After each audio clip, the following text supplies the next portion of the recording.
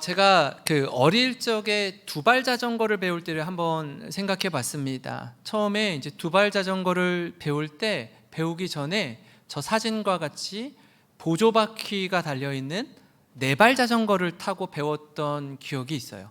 아주 그 뒷바퀴와 딱 정렬이 된 상태에서 이제 구르는 데 있어서 어렵지 않도록 하다가 조금씩 잘 탈만하면 뒷바퀴를 이제 살짝 조금 들어가지고 약간 기우뚱하게 타다가 나중에는 어떻게 하죠? 그 보조바퀴를 떼어내고 탑니다. 근데 이게 무서워서 대부분은 엄마나 아빠가 뒤에 이제 쪽을 잡아주고 뒷좌석을 잡아주고 얘야 한번 용기 내서 타봐라고 도전하게 하죠. 처음에는요 다리가 후덜거리고 넘어지고 자빠질까봐 겁이 나가지고 이 발 디디는 게 쉽지 않습니다.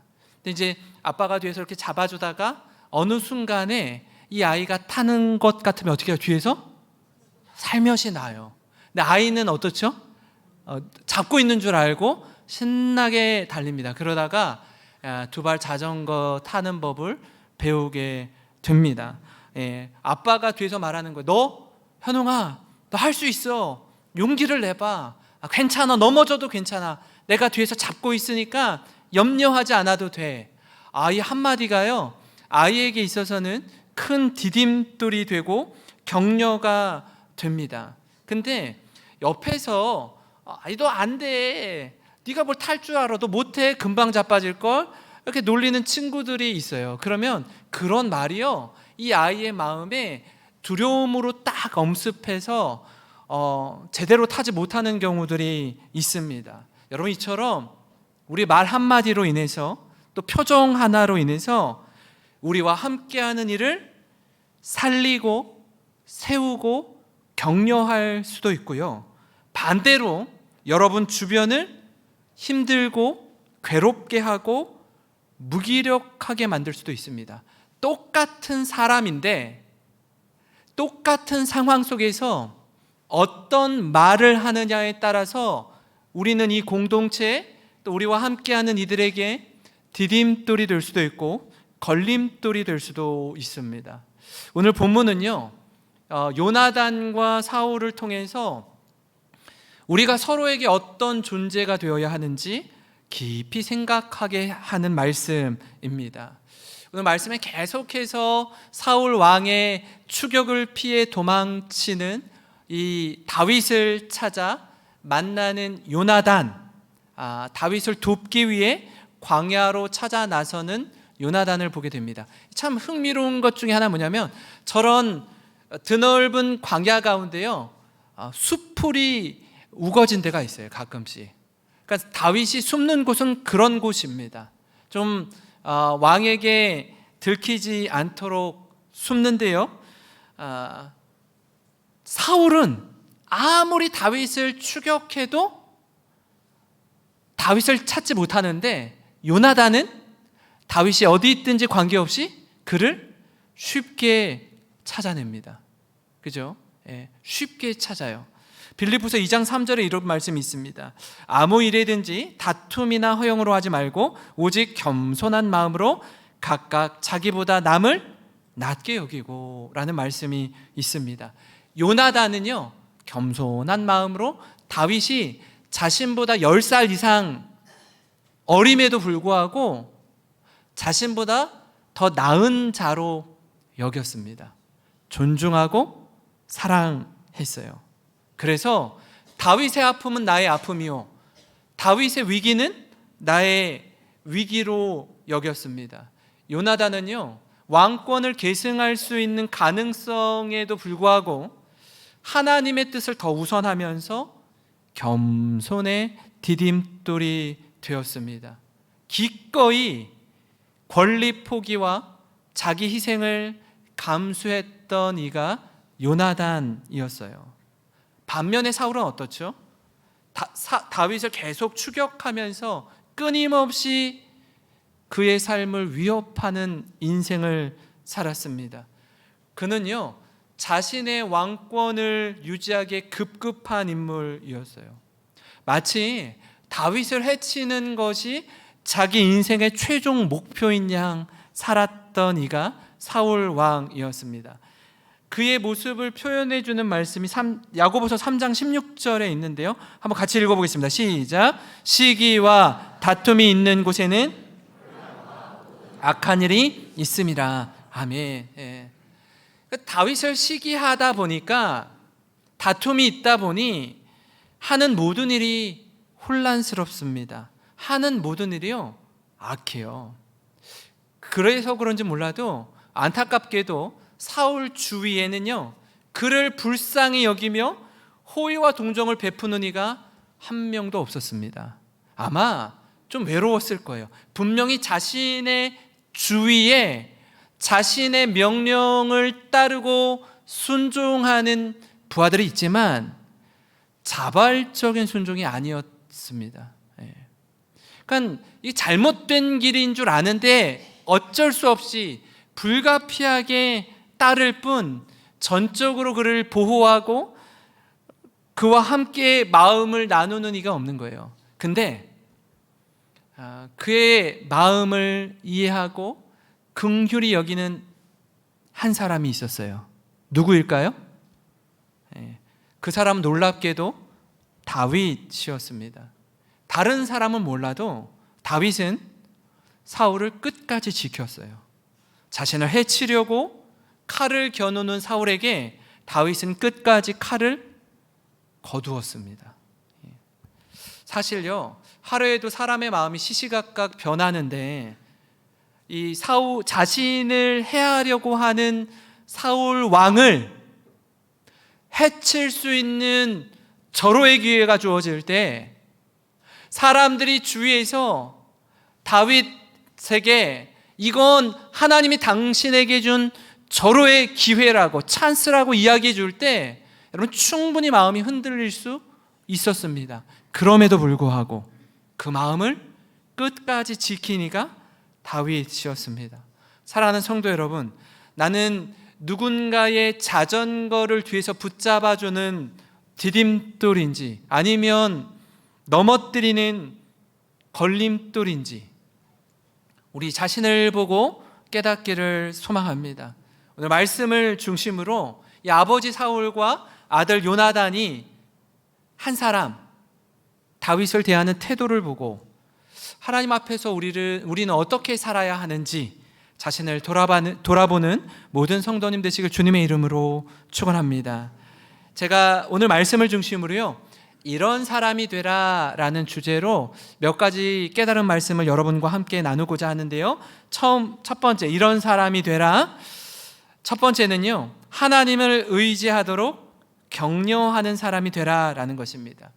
오늘 말씀의 전문맥은 다음과 같습니다. 그 사울의 부하 중에 하나였던 도액이 그 다윗을 보호하고 지켜주었다라는 이유로 제사장 85명을 죽이고 사울이 다윗을 추격하는 과정 속에서 다윗은 자신이 도망자의 신세임에도 불구하고 어떤 이의 말을 듣고 블레셋 사람들이 그일라 주민을 해한다라는 소식을 듣고 어떻게 해요?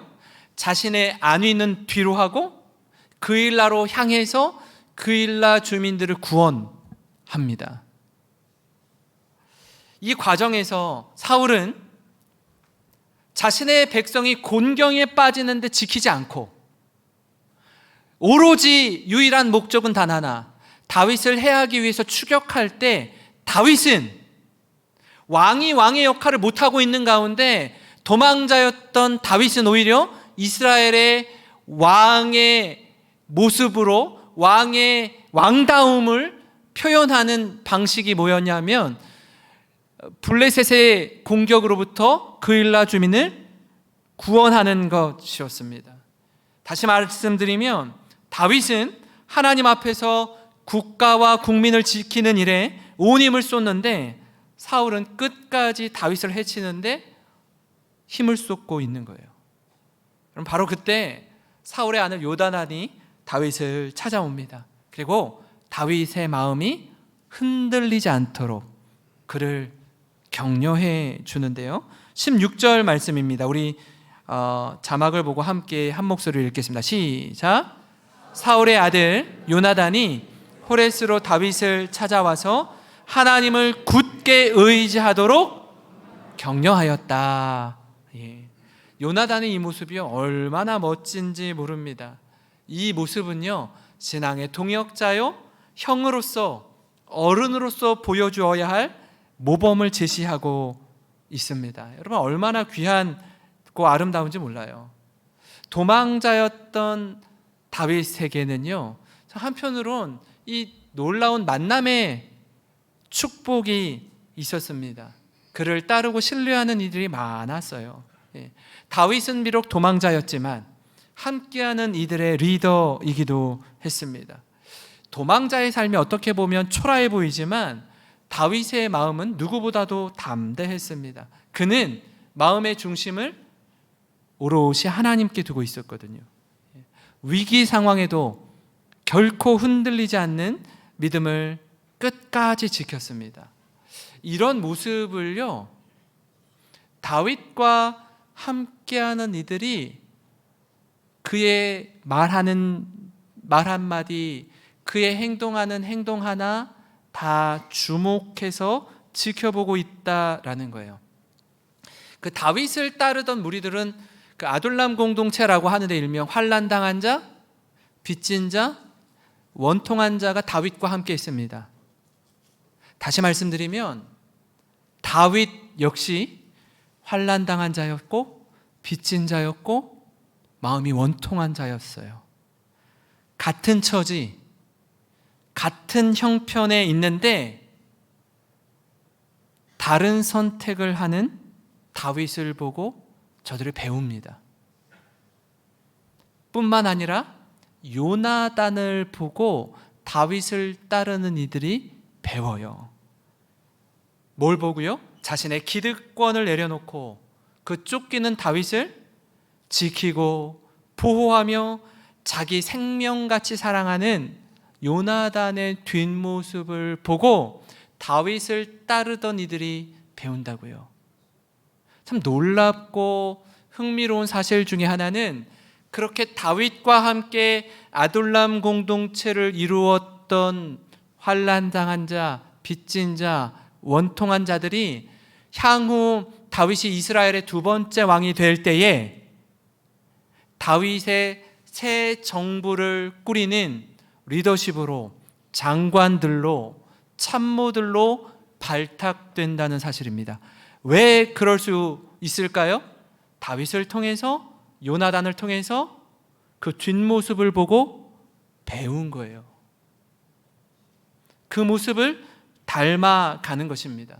함께하는 이들이 다윗과 요나단의 모습을 보면서 정면교사의 롤모델을 보는 것입니다. 마음을 어떻게 써야 하는지, 행동을 어떻게 해야 하는지 보고 배운다고요. 사랑하는 성도 여러분, 우리는 이 다윗과 요나단의 모습을 통해서 우리와 함께하는 이들에게 하나님을 의지하도록 격려하는 사람이 되기를 간절히 소망합니다. 어떠한 경우에도 낙심하거나 흔들리지 않고 끝까지 믿음의 길을 걸으며 겸손히 살아가는 우리 영생에 속한 모든 성도님 되시길 주님의 이름으로 축원합니다. 그런가 하면요, 이런 사람이 되라. 다른 한 가지 뭐냐면 나의 어깨를 내어주는 사람이 되라라는 것입니다. 제가 이 사무엘상 말씀을 묵상하고 연구하면서 이렇게 새롭게 보는 것 중에 하나 뭐냐면 그 집요한 사울 왕에게서 요나단 같은 아들이 나왔다라는 거예요. 달라도 너무 달라요, 그죠? 예, 다윗을 두고 하는 행동이나 말이 전혀 달라요. 결이 다른데 어떻게 아버지와 아들이 될 수 있을까 싶을 정도로 너무나 다릅니다. 사울은 끝까지 변질되는데 요나단은 끝까지 신의를 지킵니다. 사울은 끝까지 다윗을 추격하는데 요나단은 끝까지 다윗을 보호해요. 그리고 요나단은 심지어 자기 어깨마저 기꺼이 내어줍니다. 저 어릴 적에 저희 아버지께서 목마를 태워준 적이 있습니다. 예, 아버지의 목 위에 올라서면요, 세상이 전혀 다르게 보이더라고요. 어린 아이들의 눈높이는요, 여러분, 모든 게 건물이며 사람이며 움직이는 것이며 굉장히 크고 거대하게 보인다라는 거 아세요? 예. 그 아이의 눈높이에 있다가 갑자기 아버지의 어깨 위에 올라타게 되면은 세상이 다르게 보이는 거예요. 더 높이, 더 멀리 보게 되는 것입니다.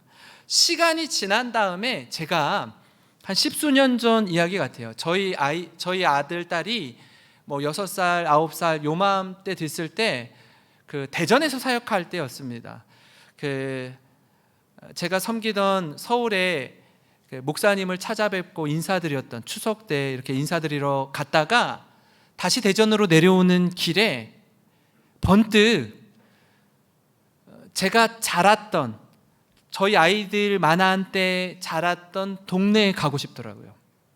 그래서 서울의 한 동네에, 제가 자랐던 동네 아이들을 데리고 가서, 은결아, 은찬아, 여기 아빠가 살던 집이야. 그 집이 그대로 있더라고요. 그 연립주택이, 그 단독주택이 재개발하기 전에, 지금은 아마 다 개발했을 것 같은데 그때 당시에 그대로 있더라고요. 그래서 제가 깜짝 놀랐어요. 은결아, 은찬아, 아빠가 여기 살았어. 아빠 여기에서 너희들 만날 때 자랐던 집이야. 애들은요 1도 관심이 없어요. 나 너무 이렇게 마음이 좀 그렇더라고요. 저는 막 흥분해서 얘기하는데 아이들은 아무 관심이 없어요. 근데 제가 이걸 보면서 그때 제가 자랐던 집이, 살았던 집이 엄청 커 보였거든요. 어렸을 때는. 다 커서 가보니까 집이 너무 작은 거예요. 왜요? 눈높이가 달라졌거든요. 훌쩍 성장했거든요. 다른 사람에게 나의 어깨를 내어준다는 건 그런 겁니다. 나를 딛고 더 멀리, 더 높이 올라서고 바라보도록 기회를 주는 거예요. 여러분, 그 사람이 어른입니다. 나보다 더 잘 되기를 바라는 마음, 부모의 심정 아닙니까? 내 자녀가 나보다 더 잘 되었으면 하는 마음을 내 자녀뿐 아니라 나와 함께하는 이들에게 그걸 내어주는 거예요. 다른 사람이 성공하는 걸 기뻐해 줄 수 있는 사람, 다른 사람이 잘 되는 걸 진심으로 기뻐해 줄 수 있는 사람, 그 사람이 어른이라고요. 이처럼 요나단은 다윗이 더 멀리, 더 높이 볼 수 있도록 자신의 어깨를 내어 주었습니다. 기꺼이 자신의 마음을 비우고 다윗을 아끼는 모습이 그대로 드러난다고요. 23장 17절에 이렇게 요나단이 말합니다. 곧 요나단이 그에게 이르기를, 두려워하지 말라.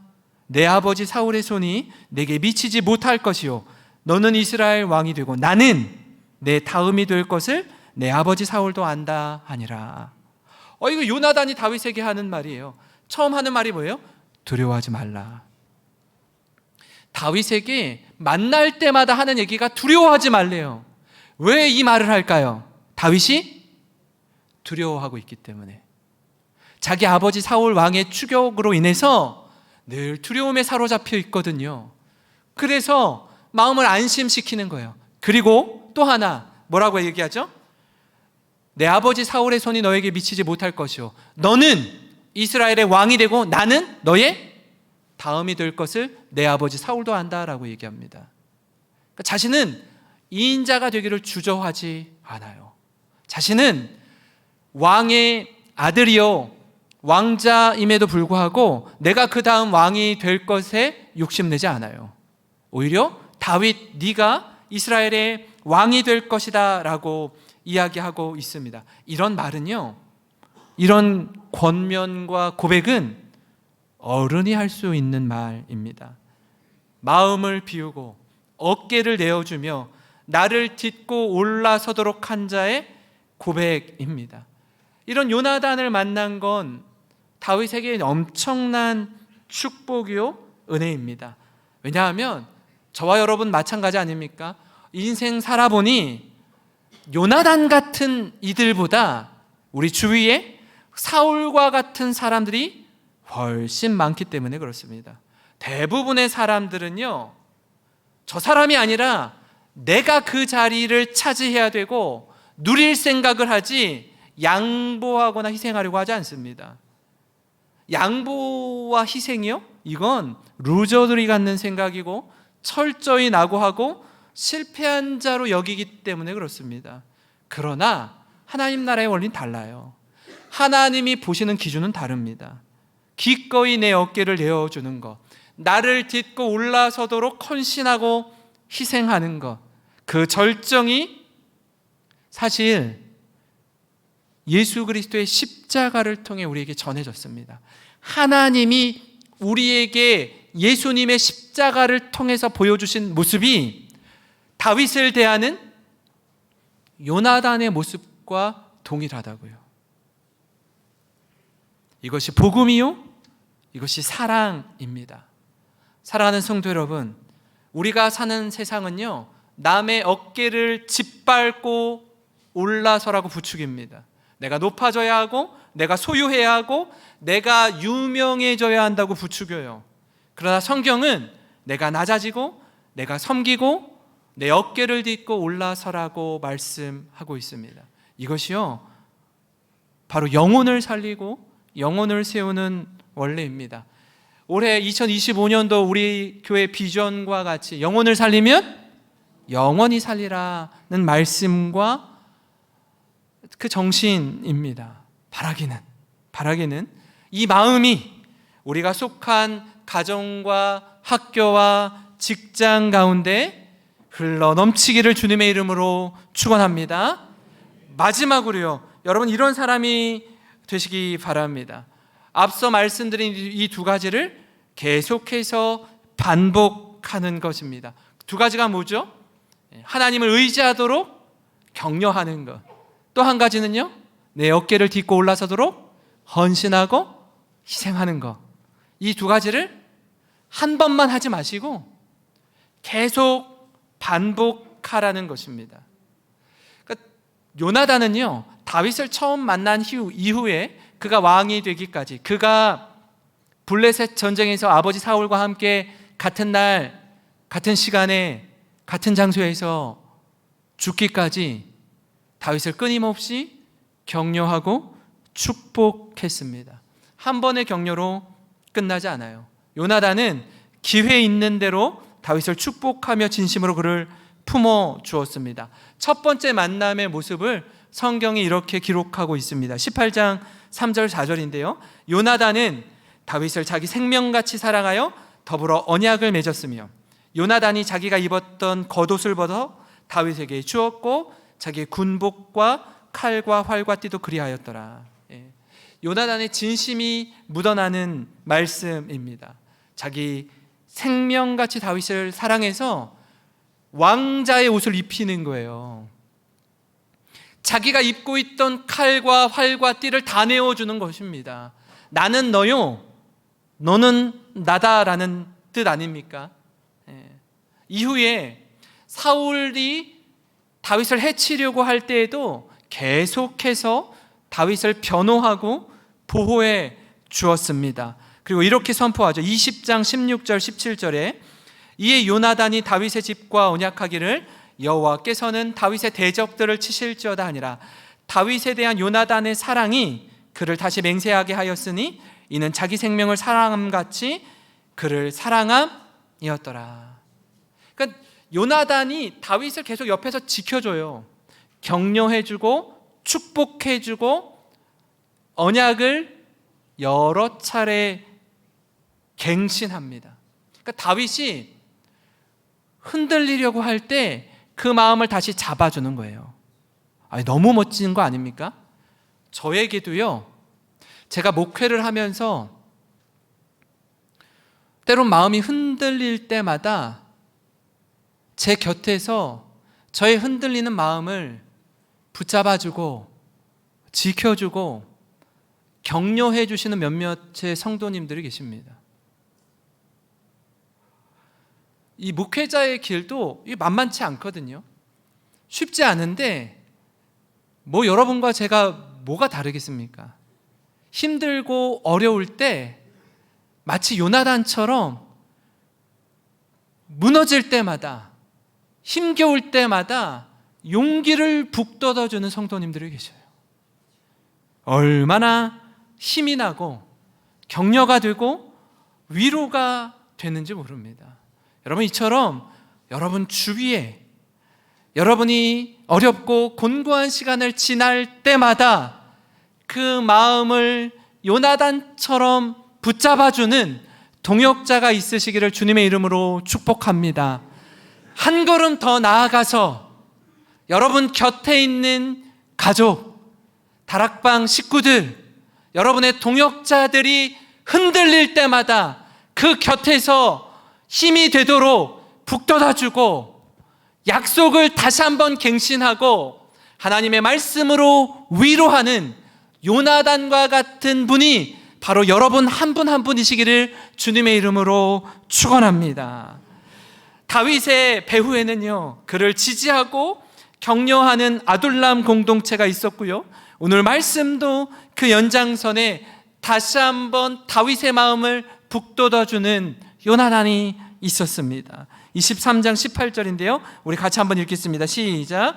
두 사람이 여호와 앞에서 언약하고 다윗은 수풀에 머물고 요나단은 자기 집으로 돌아가니라. 아멘. 예. 요나단은 다윗을 만날 때마다 처음 언약했던 그 약속을 수차례 재확인하고 계속해서 갱신합니다. 그 말은 뭡니까? 내가 너 다윗과 맺은 언약이 지금도 여전히 유효하다라는 거예요. 상황이 악화되어도 곤란한 중에도 너와 나의 언약은 변함이 없다라는 뜻입니다. 하나님을 의지하고 격려하고 끊임없이 자기 어깨를 내어주는 이가 바로 요나단이었습니다. 저는 이 자리에 계신 우리 성도님들 가운데 다윗과 요나단처럼 진심을 나눌 수 있는 동역자가 있기를 소망합니다. 힘들고 어려울 때, 낙심천만한 순간에 놓일 때 하나님을 의지하도록 격려하는 사람이 바로 이 자리에 계신 여러분이기를 축복합니다. 한 걸음 더 나아가서 다른 사람의 어깨를 짓밟고 올라서는 이가 아니라 내 어깨를 기꺼이 내어주는 그 한 사람, 다른 사람의 인생을 걸어 넘어뜨리는 걸림돌이 아니라 다른 사람의 인생을 빛나게 하는 디딤돌이 되는 사람, 그 사람이 저와 여러분이기를 간절히 소망합니다. 사랑하는 성도 여러분, 이 땅에 그리스도인으로 산다는 건요, 이 두 가지를 반복하는 삶을 가리킵니다. 이 곤고하고 험한 인생 가운데 여러분, 우리 인생에 계속해서요 하나님을 개입시키는 거예요. 내가 혼자인 것 같다고 생각되어질 때에 하나님을 개입시키는 거예요. 홀로인 것 같은 다윗을 찾던 요나단이 다윗에게 늘 이렇게 격려하고 축복하는 겁니다. 지금 당신 혼자인 것 같지? 그렇지 않다고.